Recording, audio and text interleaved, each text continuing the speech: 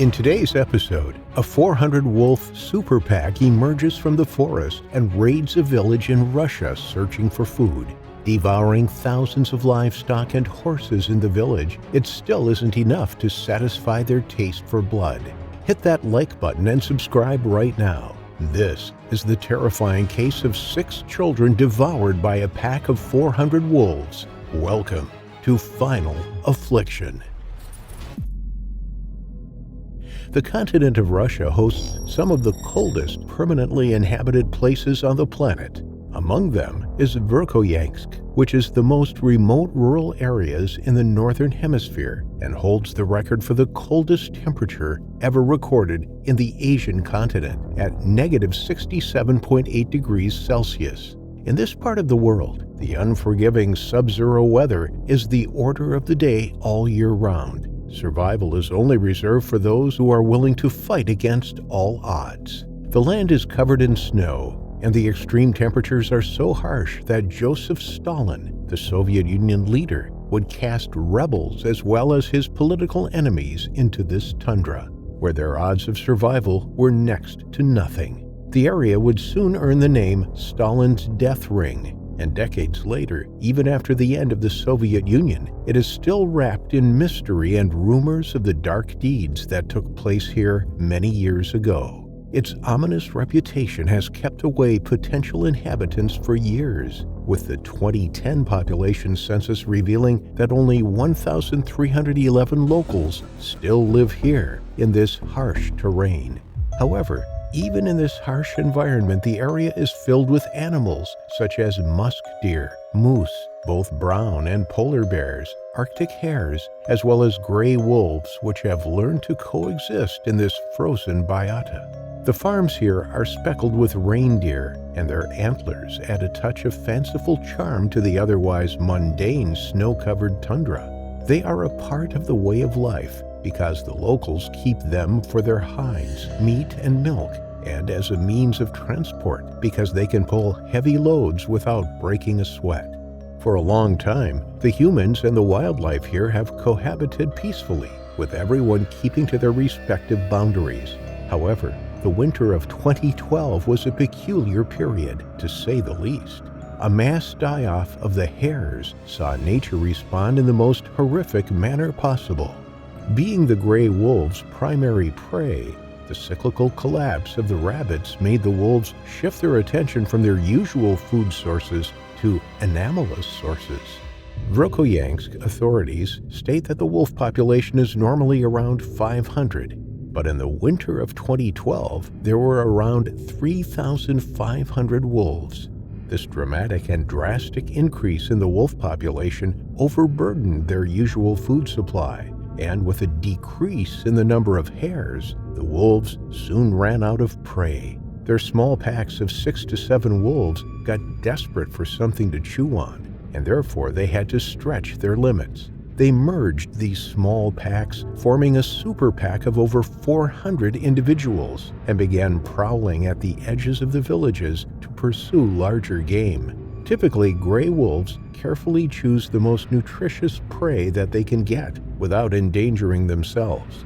With a brain size larger than that of the domestic dog, they are not only cunning but more intelligent and will instinctively start preying on dangerous animals when they run out of safer options. Having run out of hares, and with the population of wild reindeer slowly dwindling, the wolves had now turned their ferocity toward the villages that bordered the forest. This was worrying to the villagers because they were short on manpower supply to fight the rapidly rising wolf super pack. To make matters worse, the use of leg hold traps, which had proven to be one of the successful ways of catching the wolves, had been outlawed back in 2005.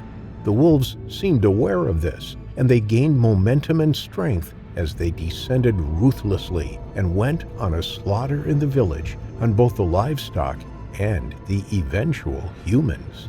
Driven by their primal hunger, the super pack moved as one, a relentless force of nature that would strike in the still of the night. By dawn, the once orderly rows of livestock pens would be left in disarray, a haunting scene of chaos and destruction. Within 4 days, the 400 wolves had killed 30 horses. This startling behavior of the super pack left the farmers in fear, but this was just the beginning of their rampage, and things would only get worse from here on. They preyed on anything that crossed their path, and the domesticated reindeer were not spared either. Being domesticated came with a disadvantage for the reindeer because they didn't have the necessary survival instincts compared to their wild counterparts. They provided no challenge to the hungry super pack and were thus easy targets. No reindeer group was protected enough to keep a group of 400 hungry wolves at bay. Moving from one farm to another, they killed a total of 16,111 reindeer. By now, the death toll of horses had also shot up to 313. Villagers hoped that the 16,111 reindeer and 313 horses in their bellies were enough to satisfy their appetite. But they were wrong and far from the reality of the situation. Their appetite was insatiable. The super pack had tasted blood, and they just couldn't get enough of it. They ran a riot and went on a killing spree, eventually attacking a group of 6 children who were walking home from school. The wolves killed and ate them to the marrow of the last bone, leaving the villagers dumbfounded. The super pack had not only led to damages worth $5 million, but also targeted small children. They had to act, and act fast. Regional authorities got wind of the news, and President Yegor Borisov swore to help salvage the situation. He hatched a 3-month campaign plan to rid the town of the overwhelming super pack. A state of emergency was declared, and 24 teams of trappers and hunters were put together under his authorization. The teams were to patrol the tundra on snowmobiles and set wolf traps. In the daytime, the hunters were to use helicopters from where they would execute their order to shoot to kill. President Yegor also offered bounties worth $250 per wolf hide and a grand prize of $33,000 for the top hunter who brought in the most hides. This incident drew the attention of animal activists who pointed fingers at the unregulated and continuous hunting of rabbits by humans and blamed it for the increased wolf attacks. Others raised doubts on whether the hunters would be successful in bringing the wolf population down to the ideal 500.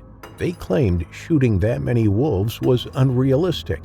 On the other hand, biodiversity protection programs insisted that the number of wild animals, including hares, fluctuates naturally and is fueled by many factors, such as weather and die-offs, after a number of years. In simpler terms, nature readjusts itself. But the Verkhoyansk super pack attack is not the only attack of hungry wolves in Russia's history. During the carnage of World War I, wolves thrived in plenty. In 1916, during the third icy cold winter of World War I, German and Russian soldiers faced off at the Baltic Sea with a front line stretching far to the Black Sea when a super pack of wolves hungry for blood attacked them. The war had wiped out the last remnants of the European buffaloes, which were the primary prey for the wolves in the war zone. This led them to find other new food sources, which they found in man. At first, dead, injured, and isolated soldiers started disappearing into the night from their camps. But the wolves shifted their gears a notch higher and began attacking the entire squads. Their attacks were so vicious that the two armies were forced to declare a truce, despite being sworn enemies and at each other's necks for almost 3 years. The armies then joined and formed hunting parties. Together they hunted and killed hundreds of wolves, eventually eliminating their threat. They then declared an end to the truce and resumed their real battle, killing each other. Today, the system of bounties is still operational in many parts of the chilly northern hemisphere, and money is set aside for this purpose. Bounties have proven to be cheaper and more effective in reducing the overall wolf numbers to avoid similar incidents.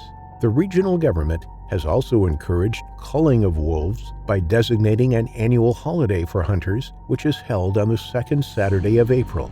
However, despite these efforts, Experts believe that the wolves have maintained their preference for the freezing northern realms, but will continue to stalk the dotted villages in this tundra. Life in the northern hemisphere is a constant struggle, and a pack of hungry, ravenous wolves is just one of the many dangers. With wolves being able to give birth to 5 pups at a time, it's only a matter of time before another super pack emerges from the forest, bringing with it our final affliction.